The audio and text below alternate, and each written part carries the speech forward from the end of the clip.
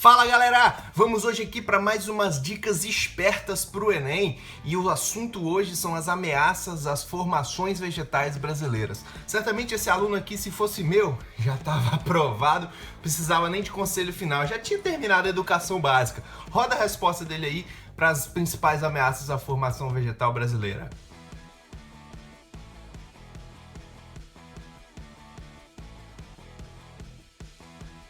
Certamente ele tem razão. Vamos ouvir o que esses caras estão falando nos últimos dias aí? Pra gente ter a certeza de que eles são as principais ameaças às formações vegetais brasileiras? Nós temos a possibilidade, nesse momento que a atenção da imprensa está voltada quase que exclusivamente para o Covid e daqui a pouco para a Amazônia. O general Mourão tem feito aí os trabalhos preparatórios para que a gente possa entrar nesse assunto da Amazônia um pouco mais calçado, mas não é isso que eu quero falar. A oportunidade que nós temos, que a imprensa não está nos dando um pouco de alívio, então para isso precisa ter um esforço nosso aqui, enquanto estamos nesse momento de tranquilidade no aspecto de cobertura de imprensa, porque só fala de Covid, e ir passando a boiada, e mudando todo o regramento, e simplificando normas, de IFAM, de Ministério da Agricultura, de Ministério do Meio Ambiente, de Ministério disso, de Ministério daquilo. Agora é hora de unir esforços para dar de baseada a simplificação de regulatória que nós precisamos, em todos os aspectos, e deixar a AGU, o André não tá aí, né? E deixar a AGU de stand-by, para cada pau que tiver, porque vai ter,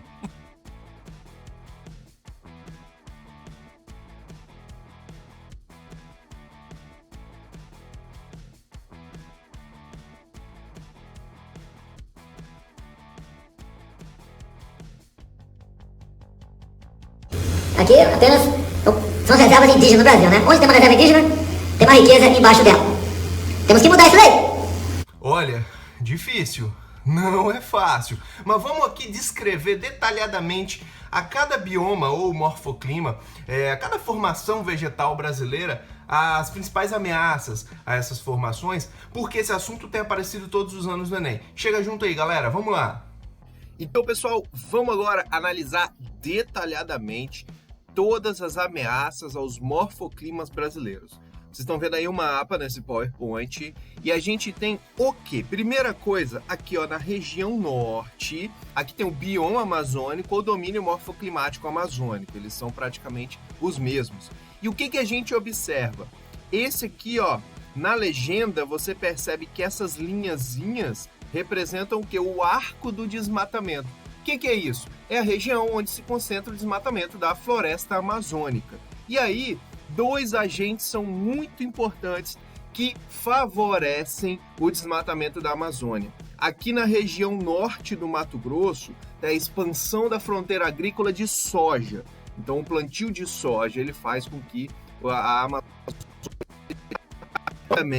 Eu não estou querendo dizer aqui que todos os agricultores de soja, eles desmatam a Amazônia, não é isso. Mas cerca de 30% dos pecuaristas e agricultores de soja que usam as terras no Brasil, eles utilizam terras ilegais. Como assim? Terras do governo que às vezes são invadidas, são queimadas e desmatadas. Primeiro eles desmatam, deixam a floresta secar e depois tacam fogo. Essa é uma prática que eles fazem na região amazônica. E muitas terras ali são terras da União, terras do governo, e às vezes reservas legais.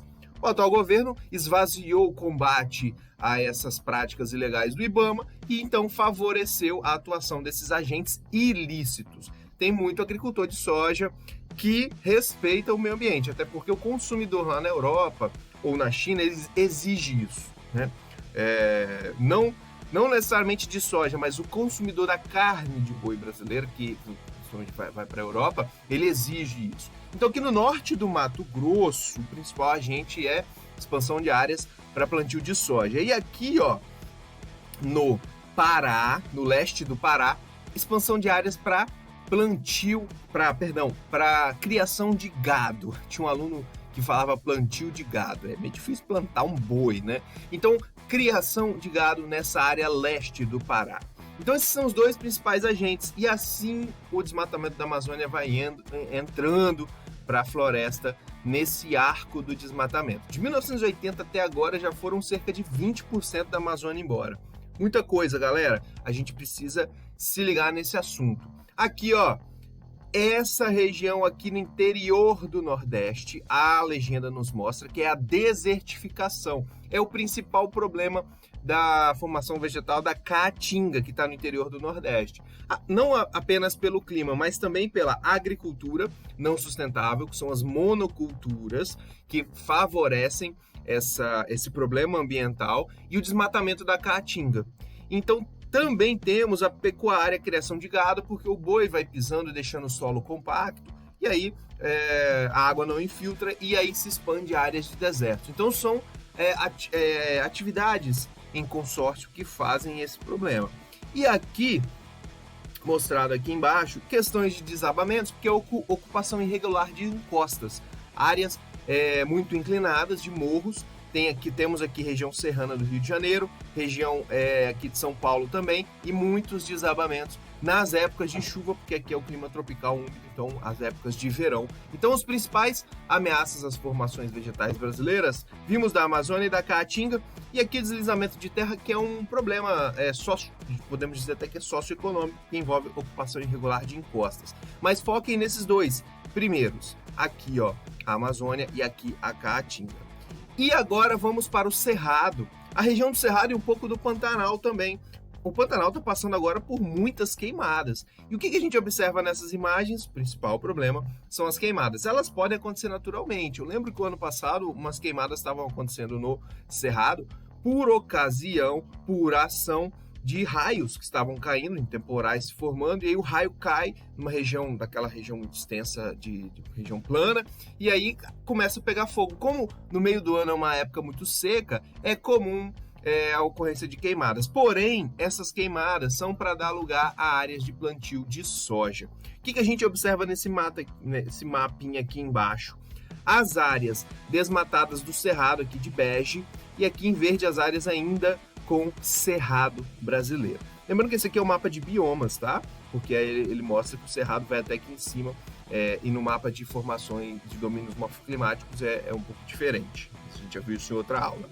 E aqui as áreas verdes, as áreas que não houve desmatamento, as áreas no verde mais clarinho e no vermelho e no amarelo, onde esse desmatamento já está mais avançado. Obviamente no verde mais claro, um começo de desmatamento, no amarelo e no vermelho um desmatamento mais evoluído. Desmatamento para dar áreas a lugar de soja. Lembrando que muitos dos agricultores, cerca de 70% dos agricultores de soja respeitam as leis ambientais e usam áreas que já foram degradadas. Porém, nós temos, sobretudo nos últimos anos, um avanço aí de pessoas que estão expandindo as áreas para plantio, principalmente de soja na região aqui do Mato Grosso. E a Mata Atlântica brasileira, principal formação vegetal do domínio de mares de morros, ela foi intensamente desmatada. Essa imagem sempre costuma aparecer às vezes nas provas, já caiu uma provinha do Enem, mas bem antiga, que mostra que o principal fator que ocasionou praticamente todo esse desmatamento da Mata Atlântica, hoje restam cerca de 8% da Mata Atlântica no Brasil, presente em apenas alguns fragmentos desconectados de florestas e algumas reservas florestais. Aqui no Espírito Santo temos a reserva de Sooretama, a maior do estado.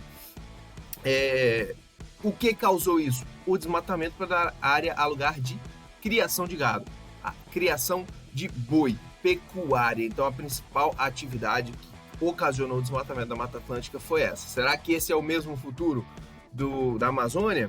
Eu destaco sempre que aqui na região noroeste capixaba nós tínhamos Mata Atlântica, e aqui está num processo inicial de desertificação também. Rios temporários estão surgindo nessa região, rios que eram permanentes e agora tem água só na época de chuva. Então é uma degradação à formação vegetal brasileira. E aqui as matas de araucária, que ficam no sul do Brasil, esse domínio morfoclimático que o Isaac Saber ele descreve. As matas de araucária também foram intensamente desmatadas para atender a indústria de papel e celulose, porque o tronco delas, a gente pode até observar aqui nessa foto, gera bastante celulose que é cozida, e a celulose atende à fabricação de papel. Então ela foi intensamente desmatada para isso. Hoje as florestas de araucária, as grandes florestas de araucária, já foram praticamente reduzidas a quase nada. Cerca de 5% de florestas ainda resistem em algumas reservas no estado do Paraná, em algumas regiões do sul. A gente percebe algumas árvores, né, em umas regiões mais frias, mas esse foi o principal motivo. Aqui no Espírito Santo a gente usa muito o eucalipto, né, para produzir celulose, também é uma árvore utilizada. O ideal, nesse caso aqui, seria o replantio, né, que é sustentável, você movimenta a economia e replanta as árvores, né? Porém, infelizmente, isso não aconteceu. E por fim, esse aqui eu falo para vocês ficarem ligados, pessoal, porque isso aqui ainda não vi no Enem. Já vi questão do Araucária, da desertificação e da Amazônia. Mas esse aqui eu ainda não vi e ele fica sempre escondidinho ali, ó, como rodapé de livro. É o problema da arenização, não é desertificação, tá? É o problema da arenização, que é muito comum no sudoeste do Rio Grande do Sul, nessa regiãozinha aqui, ó. Por quê? No subsolo, eu não gosto de falar subsolo, né? Embora não esteja tão errado, mas na parte de baixo da superfície do solo, tem depósitos de arenito e um solo um pouco mais arenoso nessa região dos pampas gaúchos, das pradarias. E aí, esse arenito, ele se dissolve pelo intemperismo e forma depósitos arenosos. E aí, o que acontece nessa região? É muito comum a criação de gado ali. O boi vai pisando, deixa o solo compacto. Com o solo compactado, o que acontece? A erosão ela é intensificada com as chuvas e a parte superficial do solo vai embora. E aí a flora, a florar é aparecer na superfície, depósitos arenosos. E aí dá origem a esse processo de arenização, como mostrado nesta fotografia aqui. Isso é muito comum.